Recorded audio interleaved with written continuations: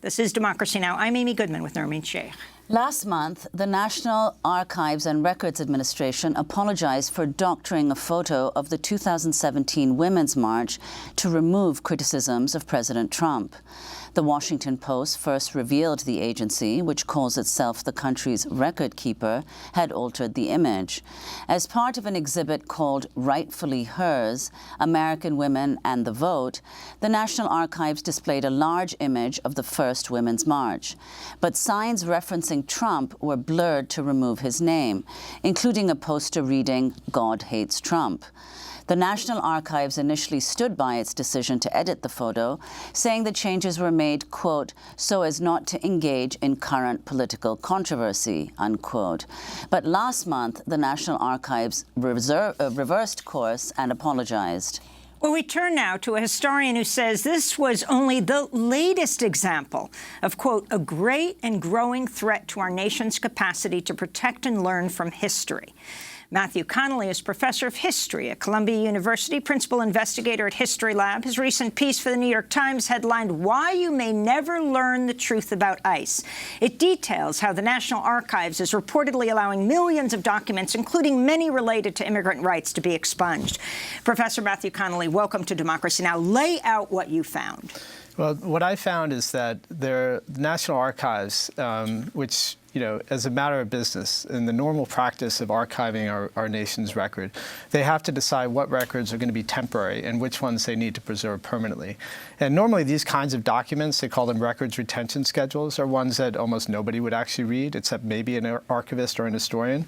But in this case, it was fascinating because what I found and what others have found is that records relating to the death, the sexual assault of undocumented immigrants had been designated as temporary. In other words, these were records they decided had to be deleted after sometimes 3 years, 5 years, 10, or at most 25 years in this case. So there was a big outcry. A lot of people, in fact, tens of thousands of people spoke up in protest. Dozens of members of Congress and the Senate also voiced objections about this. But in December, the Archivist of the United States, David Ferriero, announced that they were going to go ahead anyway. They'd made some changes, but in fact, huge numbers of records relating to shoddy medical care, the civil rights violations of these undocumented immigrants, all these records are going to start to be destroyed later this year. Well, is there any precedent to this? I mean, who has been in charge? Who's made the decisions here? Do you know of any incident prior to the Trump administration where the National Archives were altered in this way? So, in fairness, the National Archives has a tough job because, in effect, they have to predict the future. They have to try to figure out what it is that future historians, journalists, citizens are going to want to know about the past. But in the past, it was typically agencies, departments like the CIA, the Pentagon, that would destroy what I think everyone could recognize are vitally important records here and now. So, for example, the CIA has a long history of destroying records of covert operations, mind control experiments, and most recently and notoriously the torture videos. Similarly, the Pentagon destroyed all of the records of the deliberations of the Joint Chiefs of Staff, and in fact decided to— So those kinds of documents would normally be in the National Archives? Well, one would hope, right? Because under the Federal Records Act, these are historically significant documents that should have been preserved, and it was a violation of federal law that these records were destroyed. So normally we trust the National Archives to be the watchdog to prevent other parts of the government from destroying the historical record. But unfortunately, that's not been happening.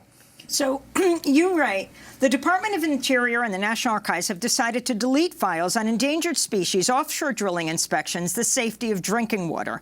You also talk about, specifically when we're talking about ICE, that last month, they announced that ICE could go ahead and start destroying records from Trump's first year, including the detainees' complaints about civil rights violations and shoddy medical care.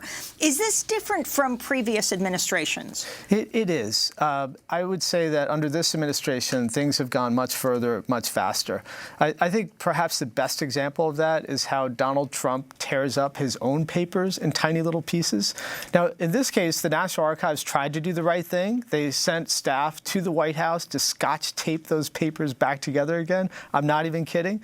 So what happened to Say that again? They went to the White House to Scotch tape those pieces of paper back together again. These are our federal employees having to fish out of the trash pieces of paper that Donald Trump had left there rather than leaving a record for the rest of us. And so they scotch taped those records back together. So what happened to those people? They were fired. They were terminated.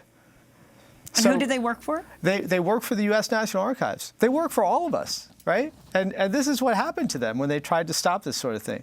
So this administration has gone further than I think any other administration before. You have to go back to the Nixon White House to see anything like it. And in fact, that's the whole reason why we have a Presidential Records Act, to prevent Watergate-style cover-ups.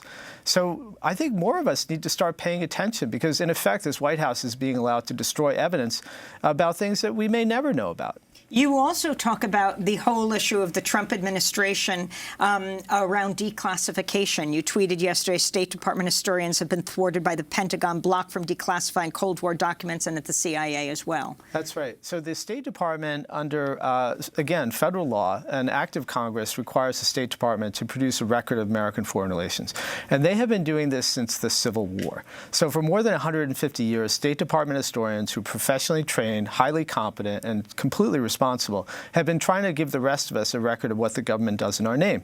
Sometimes these, and typically these volumes, they come out 30, 40, sometimes even 50 years after the fact, because it takes that long to get the CIA and the Pentagon and the others to allow these documents to be released. But what's happened in most recent years is that the Pentagon has blocked the State Department from allowing the release of Pentagon documents, hundreds of these documents. These documents date all the way back to the 1970s and 80s. And they're claiming that even now it's dangerous to release them to the public. So give us your final thoughts. We have 20 seconds around what people can do, what can historians do? So a lot of what's happening at the National Archives is happening because they are being starved of resources. They have a smaller budget now than they had back in 2008. That budget has been cut every year for the last 3 years. So if you actually care about having a court of history that can render some judgment about what's happening in our time, then you have to let your congressmen and your senators know that you care about the past and you want to preserve it. Do you think the National Archives will even keep information about President Trump being impeached? You know, I think that the people there want to do the right thing. They just need our help in doing it. Well, we want to thank you, Matthew Connelly, professor of history at Columbia University, principal investigator at the History Lab, and we'll link to your piece, Why You May Never Learn the Truth About ICE. That does it for our show. Democracy Now! Is accepting applications for a paid year-long news production fellowship here in New York City studio. Learn more and apply at democracynow.org. I'm Amy Goodman with Nermeen Sheikh. Thanks so much for joining us.